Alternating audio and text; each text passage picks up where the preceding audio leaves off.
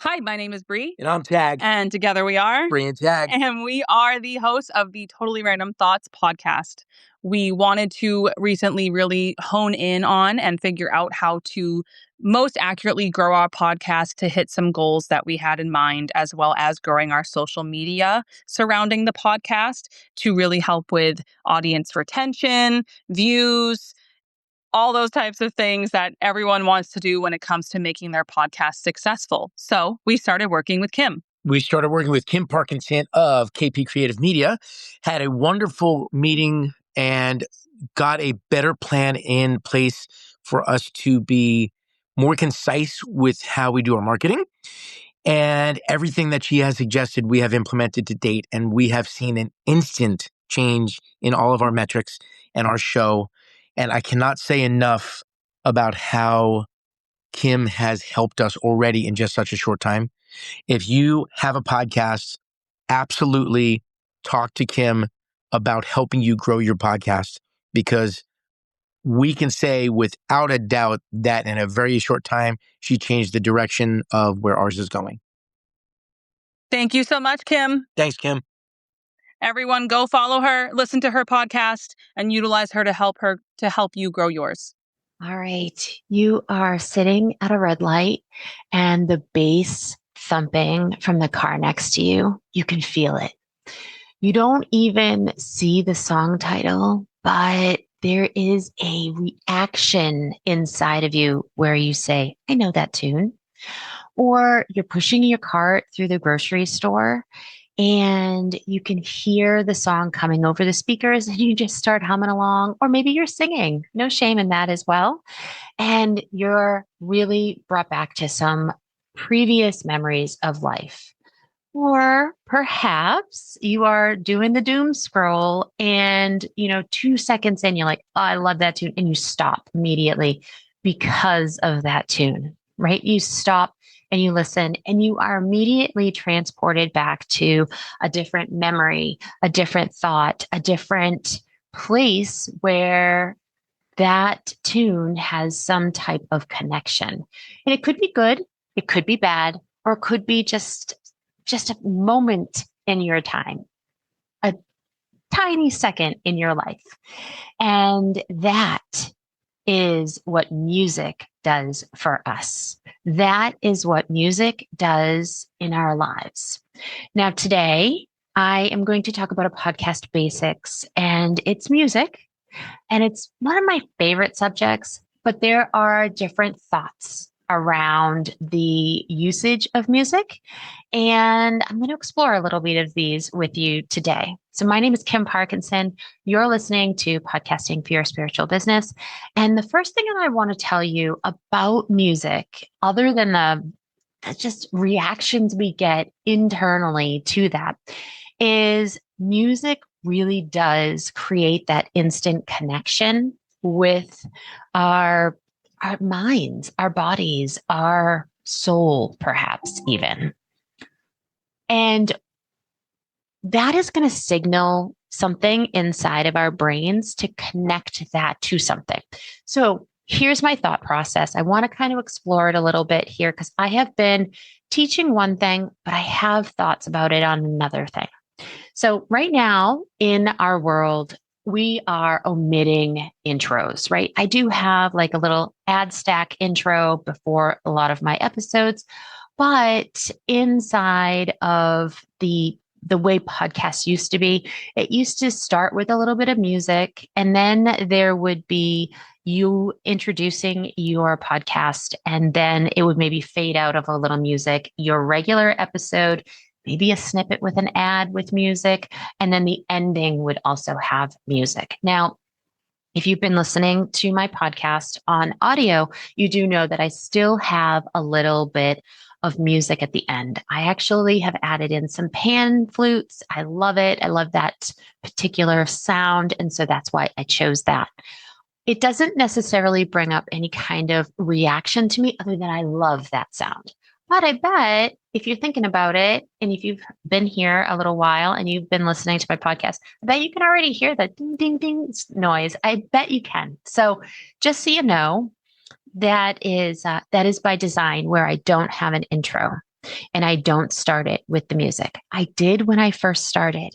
I did. If you go back to some of my very first episodes, there is an intro there with music at the beginning. And then I quickly dropped it. And I dropped it for the same reason that all those people have doom scrolls and stuff like it's just you got to connect with the audience within a very short amount of time. And so, therefore, the thing that had to go was the music and the intro. And I have been teaching that to my clients now for probably 9, 10 months, honestly. And it seems to be working as far as people just want to get right to the meat of it. They don't want to have to listen to that. I actually remember when I owned a craft store earlier in my life, I remember there was a very well known artist, and it was a gentleman, and he had a YouTube channel. I'm sure he still does. And he would have these giant intros with this, like, obviously was fully produced and all that, with these like old fashioned, like countdown and everything. And I can remember back then, and this is probably, I'll say 2016. So at least a good 10 years ago, I can remember then thinking, that's too long. And I would fast forward through it because it was too long. And I really just wanted to get to the meat of what he had to say. Same thing goes now. And this is 10 years later, right? I'm thinking, if you've ever heard of Ranger Industries, their spokesperson at the time when I had my store was Tim Holtz. And it was his videos that started this whole thought process about those intros are really too long. And so I've always taught to really try to keep your intros short. And now I just drop them all together. But now on the flip side of that, here is my other piece of it. I also know as an avid Singo goer. Now, if you don't know what Singo is, it is song bingo. As an avid Singo goer, as someone that really lives and embodies music, I mean, I am consistently listening to music. I love it. I fold laundry to it. I like clean the house on Saturday mornings, Sunday mornings to it. I am always listening to some kind of music. I probably know more lyrics from the 50s, 60s, 70s, 80s, and 90s than I know other amazing knowledge. And yes, I can probably sing you Chantilly Lace if you wanted to. But what I'm saying is that when you omit that intro at the very beginning, you don't get those first few recognizable notes inside of that person's head, inside of your listener's head. And so those first few notes are being omitted because as a society, we want to just get right into the meat of everything. But as a internal feeling that us as a society has, we're also not quite remembering what it is when we do a musical type intro. So there are some pros and cons to this. And right now I'm on the side of omitting the intro. But again, I love music. I love all of that. And so I really feel like if you wanted to have an intro with words, as long as you keep it pretty short, and by pretty short, I'm saying maybe like 20 seconds, maybe. If you can keep it to that, then I think it could work. Now, let me also explain why this has all come up recently. I had a student of mine in my podcast growth accelerator come into office hours and say, I have somebody that says they don't like music at all in any of podcast episodes. And okay, I don't think that's norm as far as, I guess it depends because there is definitely a couple of different pieces here. I'm going to kind of work through this myself. So I definitely think music has a place. Does it have a place in between segments? It used to. There used to be people that would, and maybe there still are podcasts out there where they would have a segment where they talk about, daily news or whatever. And then they'd have like a little music and then they'd talk about, like international news. I don't know, something local news. And it would be like just a little snippet of a song, like a little something. I'm sure you've all heard these on like TV shows and things like that too, where in between each segment they would do a different music. And really, inside of like, say, old game shows and stuff, when they were going to commercial break, if you remember those back in the day, they would sometimes fade out music. I can definitely remember watching some game shows, and the host would say, "We'll be back in two and two." And it would be just a little bit of music fading out, and then the commercials would start. Again, it's that reaction, it's that remembrance of what it is that we're listening to. And that then would translate, hopefully positively, if anybody heard those notes anywhere else. And by hearing those notes, let me say this: music, there's a lot of different music, there's a lot of different everything, but it does not mean that it's exclusive to that one song. Think about how many tunes may start similarly or have similar notes in them, different pieces. And so you hear that.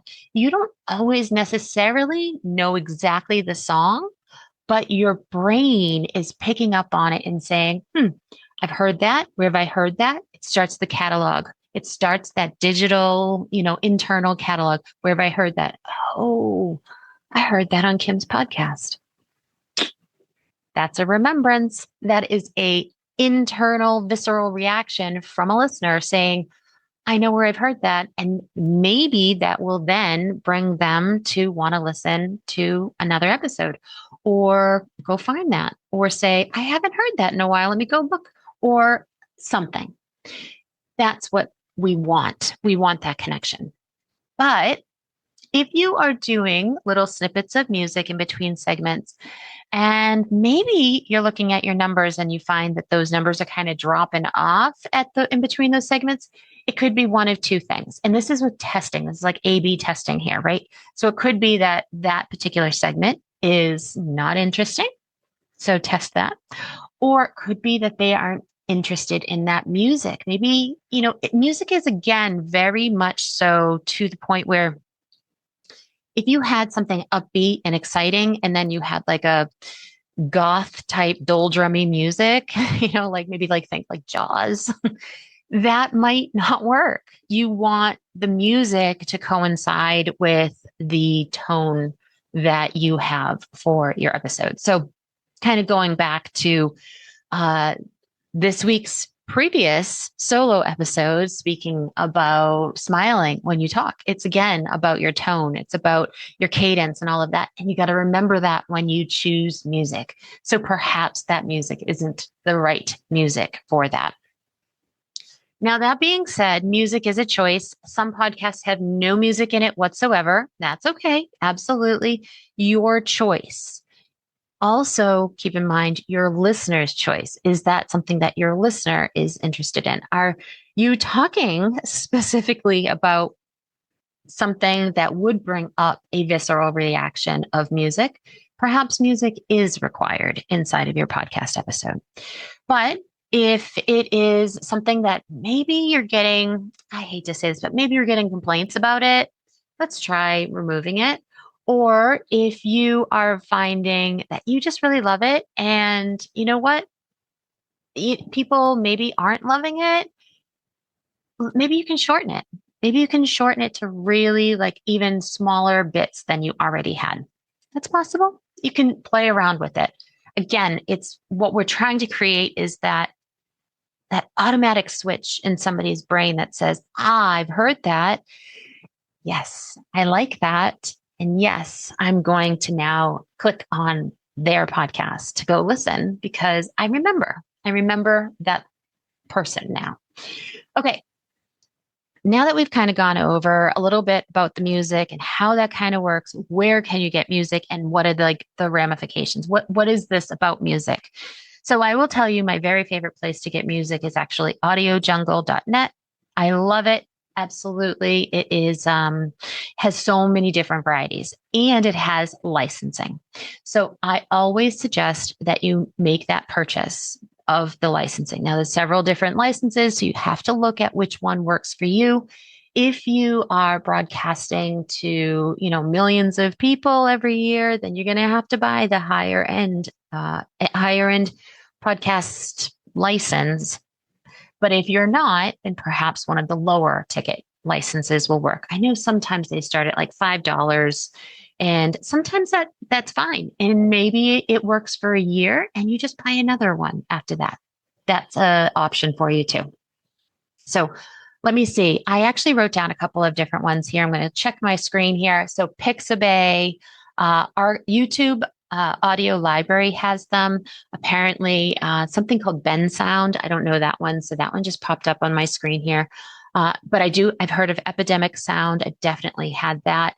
And there's absolutely nothing wrong with doing one of two things: using AI to create your music. Although, as of my recording date here, you now need to say inside of your podcast episode if you're using AI. So that is a EU regulation, and apparently they are fining people. So make sure that if you use AI to speak or have music written or whatnot, that you have denoted that in your show notes of some type or in your description somewhere. It does not qualify, that particular bit does not qualify if it is just a regeneration of a word that you said. And for instance, Descript will allow you to do that. And it also does not include, at this time, does not include any type of editing that's automated or anything like that, regenerated or, fixed in AI. So definitely check those laws and see where that might apply to you. Okay. But one thing I do want to say about music, you cannot just use anybody's music. You should purchase a license if you can. Keep that license on your desktop, wherever it might be, for future use if need be.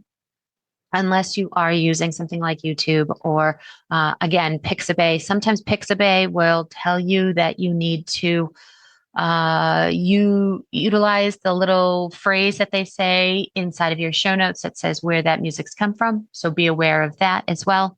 YouTube might also require you to do that. Again, I purchase all of mine from audiojungle.net. So I have a license. I have a license to be able to publish that and get that out there. And that's what I usually recommend to my clients as well, because it just makes it safer for you and for your podcast. I have heard of people who have gotten some of the free music from different places, wherever that might be, and then years later, been told that they need to take those episodes down because it was now a copyright infringement, because now they had made that a paid option. So just be aware of that in the event that you do want to use some music. Now, never, ever, ever, ever, ever use any kind of music that is already licensed to an artist. I don't care if Taylor Swift is your best friend, unless she has actually explicitly, signed off and said, you may use that and you have that license, you're going to get flagged. It's going to get flagged by, probably podcast hosting, probably YouTube. It's going to get flagged. And especially in YouTube, if you're at all close to being monetized and you do not have a license for the music that you have, and that they think that maybe you should have a license for that music, they will take it down and demonetize that particular episode. So you don't want that to happen. You could find yourself a local artist and have them create you something, pay them. They would give you then a license for that, and that would be exclusive to you. I think that's a fabulous idea. Couple of reasons, right? You could actually really be supporting somebody that might need that. You get exactly what you want, and nobody else is going to have that. But perhaps it still has those little bits in the tune that allow people to connect that from your podcast to whatever other songs are out there in the universe. So I think it could be a win-win on that. So if you have a local artist that you can connect with, give them the information of what you're looking for. Usually they can use some type of a editing type software and create you something.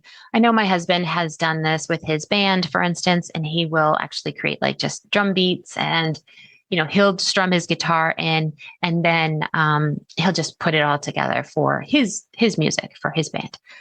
He's never done that for me specifically, but I've never asked either. So don't go after him. He's a good guy. All right. So where can you use your music in your podcast if you don't want to do the intro? I always suggest doing it in the outro, right? I think that that's a great place. Kind of gives that little fade out as you are ending your show. If you've ever listened, more often than not, I do the fade out, or I'm sorry, it's a fade from the end of the episode to my actual outro that I have put in there. And so it's just a fade and into that, and then it fades back out again. So fade in, me talking, and fade out. So I leave it there. If you have any ads, I always suggest doing that as well, breaking up that. So people, especially if you do your own ads, if you speak your own ads, so you have a book to sell or program to sell or whatever it might be. And if you have an ad, I always suggest that you have just a little bit of a snippet of music before that, and then go into the ad, and then go ahead and have a little snippet of music before you go back into your episode. That is actually more of a courtesy piece in my mind, because I feel like that is when you're basically stopping the conversation that you're talking about in that episode. You're giving them that ad so that they're not like, what is she talking about now? What's going on? I don't have any idea. So they have a total idea of like, this is something different. This is not the actual episode. This is an ad. And so in those particular cases, you can do those as baked in ads, or you can do those as a dynamic ad. So you could do that. So you could make an intro. I always recommend for anybody that has a something that they need a disclaimer. For instance, a therapist or a doctor or any financial advisor, even if you have any of those and you need to have a disclaimer that, your talk today is not, you need to see your own professional or whatnot, something along those lines. A music behind that is perfectly acceptable as well. I feel like that's a good place for an intro. That's actually what I always recommend is if you are one of those types of podcasters, that you have that intro, and then we kind of move into the episode from there. So any kind of transitions, if you really are thinking that maybe you had a very short interview and then you went into something about that interview right after, and it was like a little transition, a little music there would work. Or if you had, for instance, maybe you had a couple of different questions, right? You had a couple of clients and they had different questions and they were totally different and maybe didn't flow into the next one. And you wanted to make sure that each one had their own like chapter marker, for instance. You could do a little music transition between each one of those. So something like that. Make sure that when you are adding that music in, you add it in and then run that through Audacity so that you make sure that the volume stays the same. The last thing that you want is for the music to be so loud and then you so soft and then so that's very jarring for people. So make sure that you have that music normalized as well. So, all right. So as a wrap up here, I think my thought process is I love music. It is one of my most favorite things in this world. I think music is a big part of just a internal compass of memories of like that just database that we have.